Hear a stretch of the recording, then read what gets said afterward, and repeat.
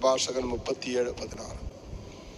ചിന്തയാണ് എല്ലാ പ്രവൃത്തിയുടെയും ആരംഭം.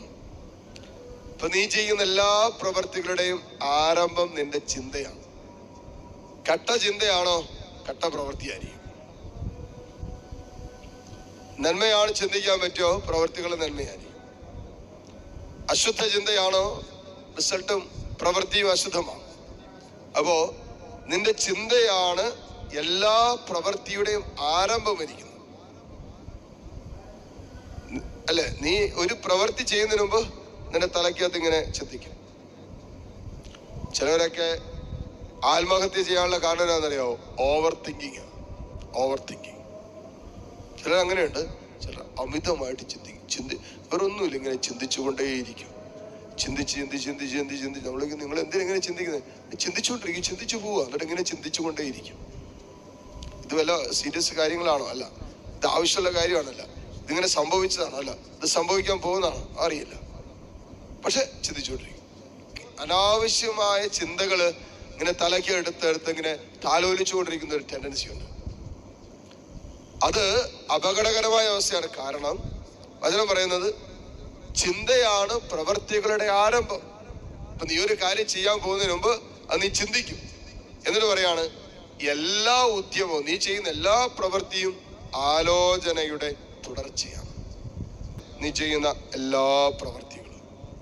അപ്പോ ഒരു പാപം ചെയ്യുന്ന, നീ ഇന്നോളം ചെയ്തിട്ടുള്ള പാപത്തെ എടുത്തു നോക്കിയാൽ ആ പാപത്തിന്റെ പിന്നിൽ കൃത്യമായ ഒരാലോചനയുണ്ട്. ദിവസങ്ങളോളം കാത്തു സൂക്ഷിച്ച ചില ചിന്തകള്, അല്ലെങ്കിൽ ഒരു ആത്മഹത്യയുടെ പിന്നിൽ നോക്കിക്കോ. അമിതമായ ആലോചനയോ, ആകുലത നിറഞ്ഞ ആലോചനയോ, മനസ്സിനെ ഭാരപ്പെടുത്തുന്ന, വിഷമിപ്പിക്കുന്ന ചിന്തകള് തലയ്ക്കകത്തെടുത്ത് അത് നിരന്തരമായി ആലോചിച്ച് മനസ്സ് വല്ലാതെ ഭാരപ്പെടുത്തി അവസാനം ആ ചിന്ത പ്രവർത്തികളിലേക്ക് എത്തിച്ചിന്ത. ചാകണം എന്നുള്ള ചിന്ത. ഞാൻ എന്തിന് ജീവിച്ചിരിക്കണം? എൻ്റെ ജീവിതത്തിന് അർത്ഥമില്ലല്ലോ, ഇനി ജീവിച്ചിട്ട് കാര്യമില്ലല്ലോ, എൻ്റെ അവസ്ഥ ഇങ്ങനെ ആയില്ലേ എന്ന് പറഞ്ഞ് ആലോചിച്ച് ചിന്തിച്ച് തന്നെ ചിലര് ആത്മഹത്യ ചെയ്യും. മോനെ, നിന്റെ ചിന്ത നീ ശ്രദ്ധിക്കണം.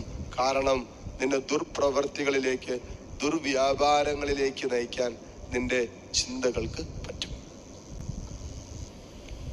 നിന്നെ ദുർവ്യാപാരങ്ങളിലേക്ക്, ദുർപ്രവർത്തികളിലേക്ക്, തിന്മ നിറഞ്ഞ പ്രവർത്തികളിലേക്ക് നിന്നെ നയിക്കാൻ എന്തിനു പറ്റും? അതിനെ പറയാണ്, ഈ ദുഷ്ചിന്തകൾക്ക് പറ്റും. അപ്പൊ നമ്മുടെ ചിന്തകളെ നിരന്തരം വിശുദ്ധീകരിക്കണം. നമ്മുടെ മനസ്സിനെ നിരന്തരം നവീകരിക്കണം. കർത്താവിന്റെ രക്തത്താൽ, അവന്റെ സ്നേഹത്താലൊക്കെ നമ്മുടെ ചിന്തകളെ, നമ്മുടെ മനസ്സിനെ ഒക്കെ നിരന്തരം നമ്മൾ വിശുദ്ധീകരിച്ചു കൊണ്ടേയിരിക്കും.